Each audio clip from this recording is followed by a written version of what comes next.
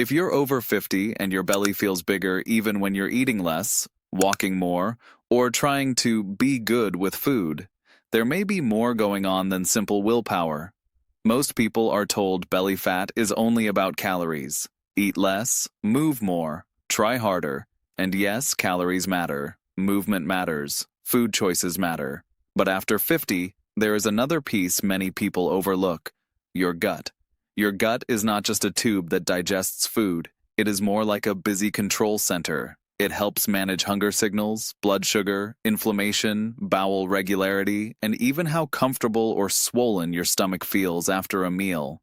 So when your gut is irritated, sluggish, low in fiber, or constantly dealing with blood sugar spikes, your body can feel heavier, puffier, slower, and more inflamed than it should. And here's the important part: not every larger belly is the same. Some of it may be body fat, especially the deeper fat around the organs. Some of it may be bloating. Some may come from constipation, poor digestion, water retention, or meals that keep blood sugar rising and crashing all day. That is why one person can lose a few pounds and still feel swollen, and another person can improve their digestion and suddenly feel lighter, even before the scale changes much. Here at Gold After 50, we are not here to sell you a miracle cure, a secret supplement, or a dramatic overnight promise. We are here to look at what the research actually suggests and turn it into simple steps adults over 50 can understand and use safely. Today, I'm going to walk you through 6 simple morning foods and habits that may support a calmer gut, steadier blood sugar, better regularity, and healthier weight control after 50. Some of them are familiar, some are probably sitting in your kitchen already, but the key is not just what they are. The key is how you use them, when you use them, and what mistakes to avoid.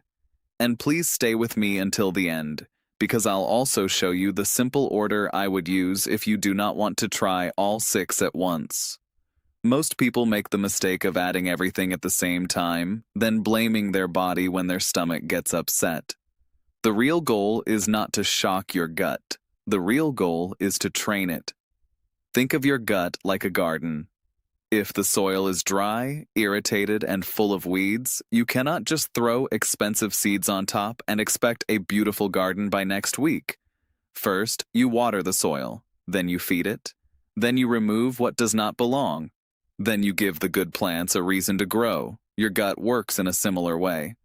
Inside your digestive system live trillions of bacteria. Some help break down fiber. Some produce helpful compounds. Some support the lining of the gut. Some are linked with inflammation when they grow out of balance. This is called the gut microbiome. In plain English, it means the community of tiny organisms living inside your digestive tract. You do not need to understand every scientific name. What matters is this: your daily habits feed certain bacteria more than others. A diet low in fiber, high in ultra-processed foods, low in water, and high in constant snacking can make the gut environment less healthy over time. And after 50, this becomes even more important. Muscle mass naturally becomes harder to maintain, blood sugar can become less stable, sleep may change, stress hormones may stay higher, digestion may slow down, some medications may affect bowel movements, and many adults become less active without realizing it. Put all of that together, and the belly can become the place where the body shows the problem first. But this is not hopeless. A calmer gut can make a real difference in how you feel day to day: less bloating, more regular bowel movements, fewer heavy, uncomfortable meals, better appetite control, and for some people, better support for gradual fat loss when combined with a healthy diet and movement. Notice that word, support. No single food burns belly fat by itself. No morning drink cancels out the rest of the day. And no spice can replace strength, movement, protein, sleep, and balanced meals. But the right morning routine can make the rest of the day easier. It can help you start with fiber. It can help you hydrate. It can help reduce the blood sugar roller coaster. It can help your digestive system move instead of sitting still. And once your morning starts better, your choices later often become better too. Before we go further, do me a small favor. If this topic is something you or someone in your family has struggled with after 50, please hit the like button. It helps this video reach more adults who need calm, research-based guidance without fear or hype. And if you are new here, subscribe to Gold After 50 for simple health videos made especially for adults over 50. Also, drop a comment with your age and where you are watching from. I love seeing this community come together from different cities, countries, and walks of life. Your comment may help someone else feel less alone. Now let's start with the first morning habit. The first one is ground flaxseed. I like to think of ground flaxseed as the gentle garden feeder because it gives your gut bacteria something useful to work with without being harsh. Flaxseed contains fiber, including soluble fiber and insoluble fiber. Soluble fiber forms a soft gel when mixed with liquid. That gel can slow digestion in a helpful way, which may support steadier blood sugar after meals. Insoluble fiber adds bulk, which can help support regular bowel movements. In plain terms, flaxseed helps your gut do what it is supposed to do: move food along, feed helpful bacteria, and reduce the kind of sluggish digestion that can make your stomach feel heavy. There is also another reason flaxseed is helpful after 50. It contains plant compounds called lignans, and it contains a plant-based omega-3 fat called ALA. These are not magic, but they are part of the reason flaxseed is often studied as a heart-friendly and gut-friendly food. The mistake many people make is using whole flax seeds. Whole flax seeds often pass through the digestive system without being fully broken down. That means you may not get the same benefit. Ground flaxseed is usually the better option. A simple way to use it is to start with a small amount, such as 1 teaspoon, mixed into oatmeal, plain yogurt, a smoothie, or a glass of water. If your body handles it well, you can slowly work up.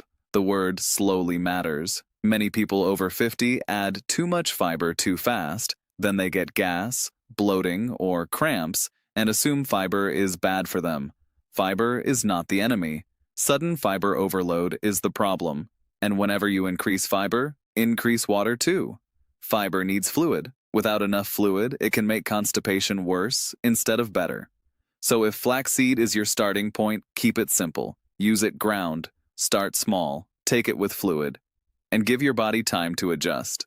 Now the second one is where many people get surprised because it is not mainly about burning fat. It is about calming the digestive system so your belly does not feel like it is fighting you all day. The second morning option is ginger. Ginger is the digestive spark. For centuries, ginger has been used in food traditions around the world, especially for nausea, stomach discomfort, and digestion. Modern research suggests ginger may support gastric motility, which simply means how food moves through the stomach and digestive tract. When digestion is slow, food can sit longer. That may lead to heaviness, gas, and that tight, swollen feeling after eating. Ginger does not magically melt fat, but it may help the digestive system feel more awake and responsive, and that can matter a lot after 50. A practical way to use it is fresh ginger tea in the morning. Take a small piece of fresh ginger, slice it or grate it, and steep it in hot water for several minutes. You can add lemon if you like the taste. Keep it simple, no sugar needed. For some people, ginger feels soothing. For others, especially those with reflux or a sensitive stomach, it may feel too strong. So listen to your body. If ginger causes burning, discomfort, or worsens reflux, it may not be the right choice for you. And if you take blood-thinning medication, diabetes medication, or you have a medical condition that requires careful monitoring, talk to your doctor before using ginger every day in concentrated amounts. That is not fear. That is wisdom. After 50, the smartest health routine is not the most extreme one. It is the one your body can safely repeat. Ginger works best when you treat it as a supportive habit, not a punishment. A warm cup in the morning, a calm start, a gentle signal to your digestive system that the day has begun. And now, the third one is where blood sugar enters the picture. Because for many adults over 50, the belly is not only a gut issue, it is also a blood sugar issue. When blood sugar rises sharply, Your body releases insulin to help move that sugar out of the bloodstream and into your cells. That is normal. But when this happens too often, especially after years of high-sugar breakfasts, sweet drinks, refined bread, pastries, or constant snacking, the body may become less sensitive to insulin. In plain language, the signal gets weaker, and when insulin stays high more often than it should, fat loss can become harder, especially around the belly. This is why your first meal matters, not because breakfast has to be perfect, but because the first meal often sets the tone for your hunger, cravings, energy, and blood sugar for the next several hours. The third morning option is cinnamon. Think of cinnamon as the blood sugar steadying spice. Now, let's be very clear. Cinnamon is not a treatment for diabetes, it is not a replacement for medication, and it will not erase the effects of a high-sugar diet. But research has looked at cinnamon because it contains plant compounds that may support blood sugar control in some people. The useful idea here is not to take a huge amount. The useful idea is to use cinnamon as a small support inside a better breakfast. For example, you could add a light sprinkle of cinnamon to oatmeal, plain Greek yogurt, chia pudding, or a smoothie that already has protein and fiber. That combination matters. Cinnamon by itself is not the hero. Cinnamon with fiber, protein, and a lower sugar breakfast is much more helpful. Here is where many people get this wrong. They add cinnamon to a sweet coffee drink, a pastry, or sugary cereal and think they have made the meal healthy. That is like putting a small umbrella in the middle of a storm and expecting to stay dry. The better approach is to build the whole breakfast around steadiness. Protein slows hunger, fiber slows digestion. Healthy fats help satisfaction, and cinnamon may add a small extra layer of blood sugar support. Also, if you use cinnamon often, know that there are different types. Cassia cinnamon, the common kind, naturally contains more coumarin, a compound that may be a concern when taken in large amounts over time. Ceylon cinnamon is often called true cinnamon and is usually lower in coumarin. You do not need to panic about cinnamon in normal food amounts. But do not copy extreme routines where people take spoonfuls every day as if more is always better. After 50, more is not always better. Smarter is better. If you are on diabetes medication, blood thinners, or you have liver disease, check with your doctor before using concentrated cinnamon daily. Now stay with me, because the next one is the one many adults over 50 skip because it sounds too simple. But it may be one of the most important pieces in the entire routine. The fourth morning habit is Psyllium Husk. Think of psyllium as the gentle gut broom. Psyllium husk is a type of soluble fiber. When it mixes with water, it forms a gel. That gel can help soften stool, support regular bowel movements, and help you feel fuller. And for adults over 50, regularity is not a small thing. Constipation can make your belly look and feel larger. It can create pressure, heaviness, discomfort, and that feeling that your body is not fully clearing itself. But we need to be careful with the language here. Your gut does not need a harsh detox. Your colon is not full of mysterious waste that needs to be violently flushed out. Your body already has systems for removing waste.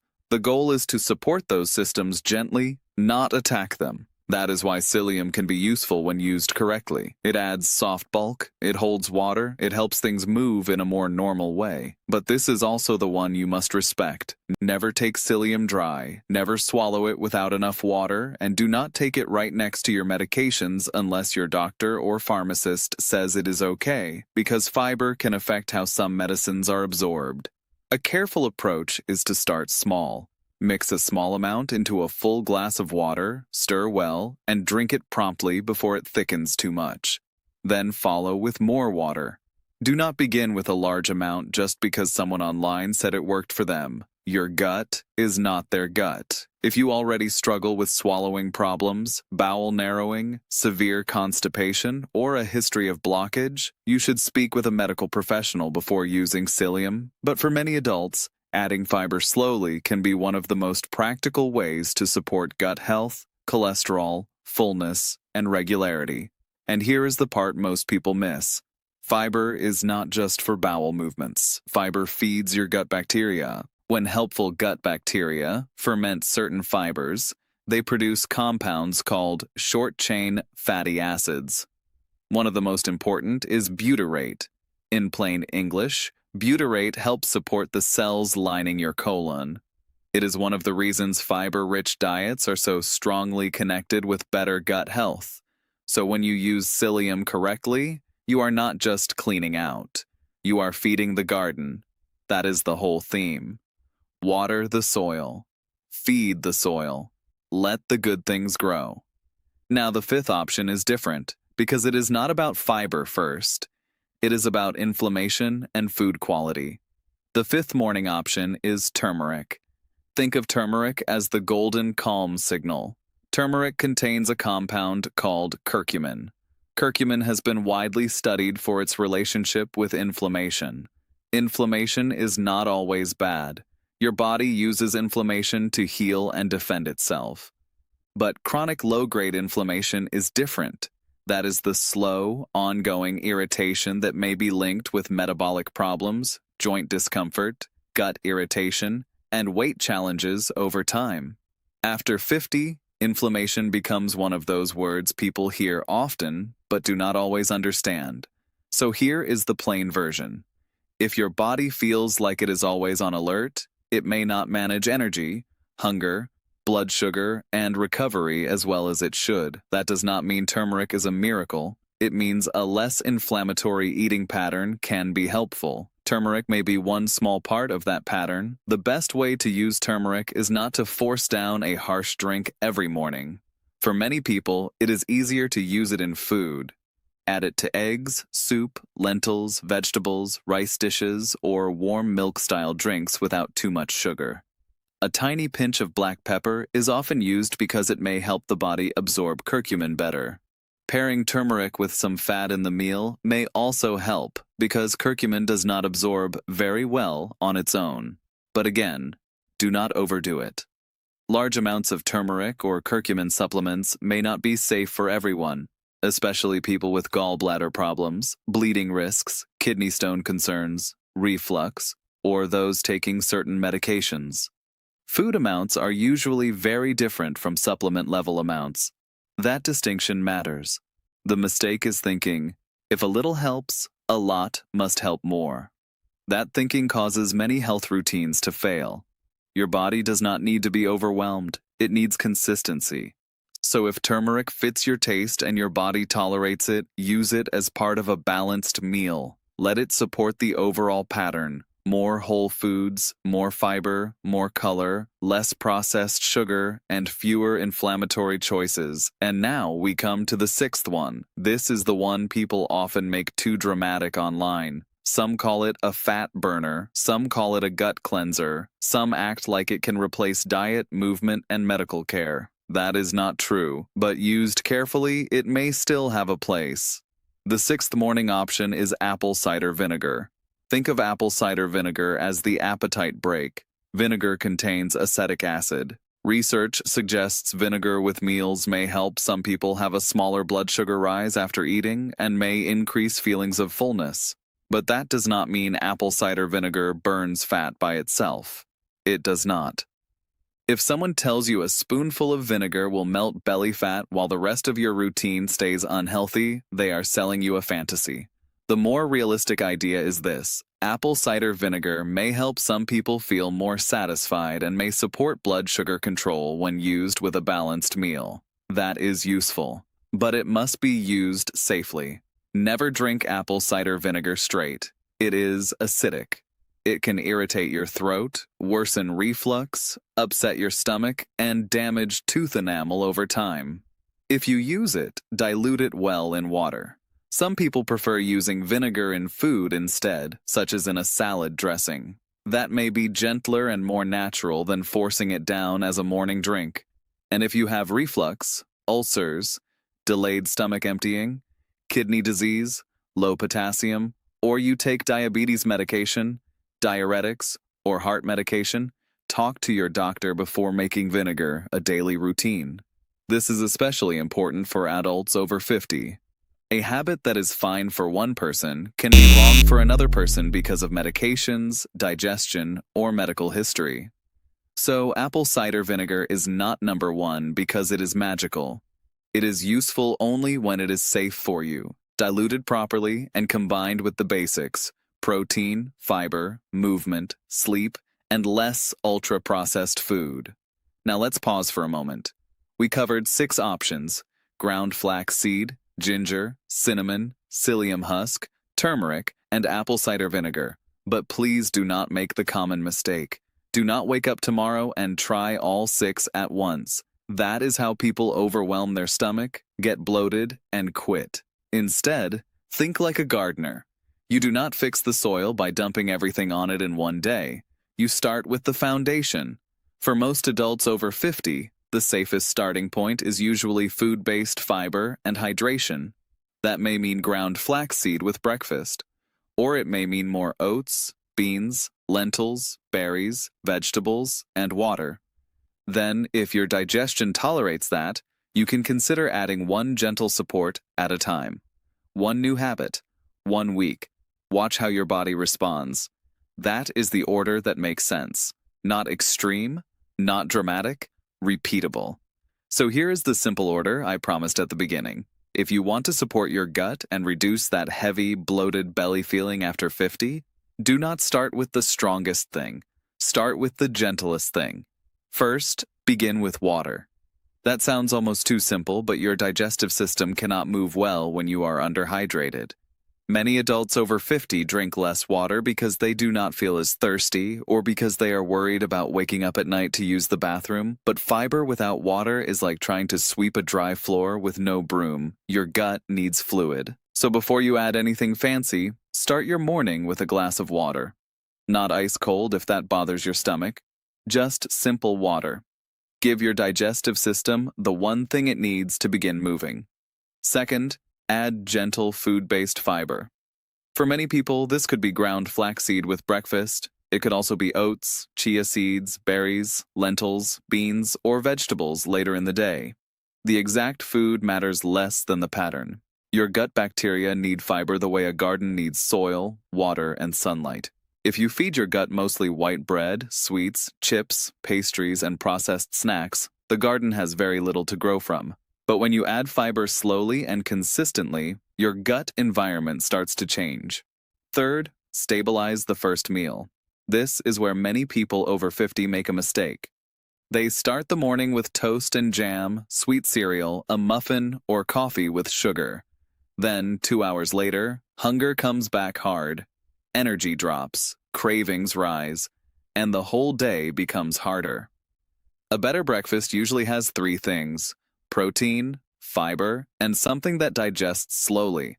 That could be eggs with vegetables, plain yogurt with berries and ground flaxseed, oatmeal with nuts and cinnamon, a smoothie with protein, fiber, and no added sugar, or a simple plate with leftovers from a healthy dinner. Your body does not need a perfect breakfast. It needs a steady one. Fourth, only then consider the extras: ginger tea, a little cinnamon, turmeric in food, psyllium if you need extra fiber and your doctor says it is okay for you, apple cider vinegar only if your stomach tolerates it, diluted properly, and not as a miracle drink.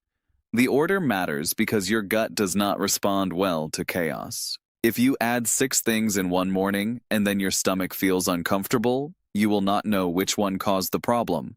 But if you add one habit at a time, you learn your own body. That is the real secret most videos skip. The best gut routine after 50 is not the most dramatic routine. It is the routine you can safely repeat. And now, let's make this very practical. For the next 7 days, choose one starting point. Maybe it is 1 glass of water first thing in the morning. Maybe it is 1 teaspoon of ground flaxseed with breakfast. Maybe it is replacing a sugary breakfast with a protein and fiber breakfast. Maybe it is a warm ginger tea instead of a second sweet coffee. Just choose one. Do it for 7 days.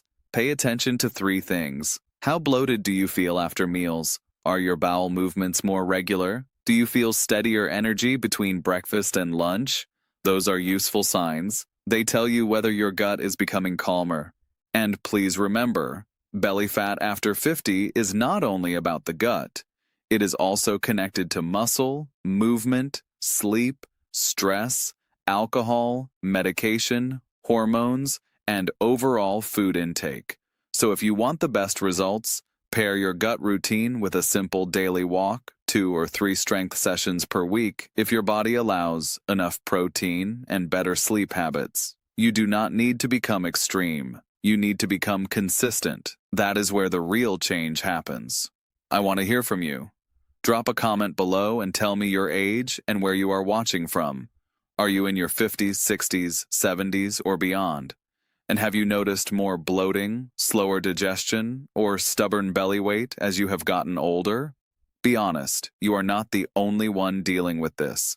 Sometimes just reading the comments reminds people that they are not struggling alone.